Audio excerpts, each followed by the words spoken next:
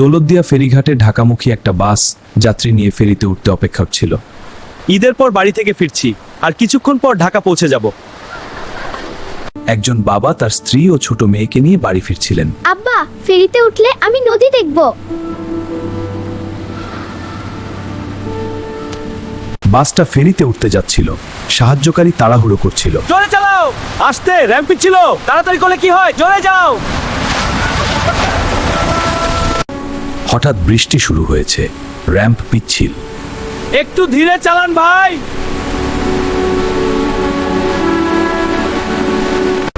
বাসটা নিয়ন্ত্রণ হারিয়ে স্লিপ করতে লাগলো।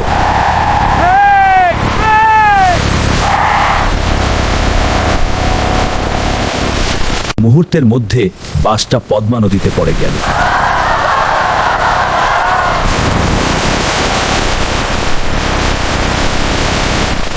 ছোট মেয়েটা ভয়ে কাঁদছিল। আব্বা, আমি সাঁতার জানি না, আমাকে বাঁচাও। কেউ জানালা ভেঙে বের হওয়ার চেষ্টা করছিল।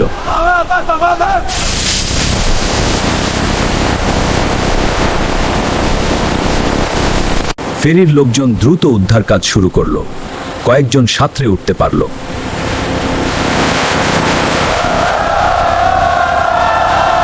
বাবা তার মেয়েকে জড়িয়ে সাঁতরে উঠছিলেন। মা, চোখ খোল মা, আল্লাহ আমার মেয়েকে বাঁচাও। দুর্ঘটনায় অনেকে মারা গেলেন। উদ্ধারকারীরা লাশ তুলছিল। আরো লাশ ভাসছে, তুলে নাও। মা নদীর পাড়ে দাঁড়িয়ে কাঁদছিলেন। আমার স্বামী আর মেয়ে কোথায়? আল্লাহ, তাদেরকে ফিরিয়ে দাও। বাবা তার আহত মেয়েকে নিয়ে বেঁচে গেলেন। আমার সোনা, তুই ঠিক আছিস তো? আব্বু, আমার খুব কষ্ট হচ্ছে। কেঁদো না বাবু, আব্বু আছি তোমার সাথে। সবাই আল্লাহর কাছে দোয়া করছিল।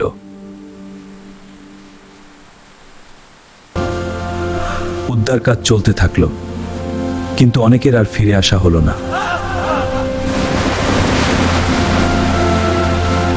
বাবা নদীর দিকে তাকিয়েছিলেন, তার চোখে অসহ্য কষ্ট। যারা বেঁচে ফিরলেন তারা আল্লাহর শুকরিয়া আদায় করলেন। এই প্রার্থনায় তারা আশা খুঁজে পেল। আল্লাহ আমাদের সবাইকে সড়ক ও নৌকাতে। হে আল্লাহ, যারা চলে গেছে তাদেরকে জান্নাত দাও। এই গল্প সম্পূর্ণ কাব্যসম্পর্ক, বাস্তবের কোনো ঘটনার সাথে মিল নেই। এই দুর্ঘটনা আমাদের শেখায় জীবন খুব অনিশ্চিত। তাড়াহুড়ো, অসাবধানতা এবং আল্লাহর উপর ভরসা করলে বড় ক্ষতি হয়।